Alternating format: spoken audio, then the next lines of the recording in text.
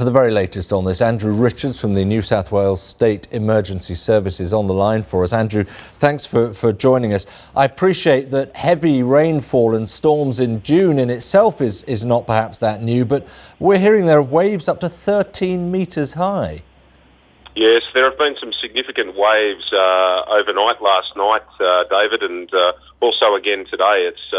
It's seen some significant coastal erosion in the northern beaches of Sydney, and it's led to a man reported missing at the moment off Bondi Beach as well, where we're holding out hope, but I guess there's some big seas out there at the moment, and they're wreaking havoc, as well as the weather, the rain, the winds, etc., seem to be battering the New South Wales coast. We're just looking at the pictures of some of those houses, really, almost like they're hanging by a thread against the precipice of where the coast is being eroded. What is your advice for those residents, and indeed, what would your expectation be for those properties? Yeah, David, we are sort of advising a lot of those residents that are teetering on the edge of what have become cliffs overnight that perhaps the best option to take is to evacuate their properties for the time being, and until the tides subside, which we're expecting another high tide in about 10 minutes, and I guess on the approach to that tide, we're still seeing some of those large waves batter that area of the beach and undermine some of those buildings on the foreshore there.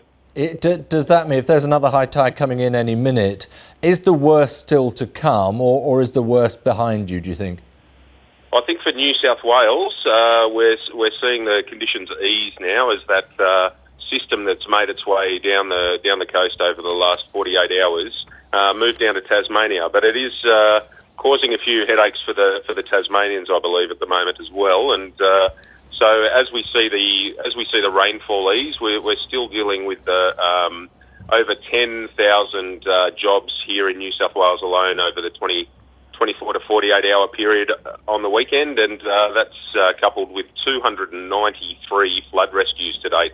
A lot of those from people that have chosen to drive into floodwaters, which is one of those bugbears for us as an emergency service, and has contributed to a number of those deaths that you've heard about in the news. OK, well, we'll leave it there for now. Andrew Richards, thanks very much indeed for talking to us. Andrew is from the New South Wales Emergency Services.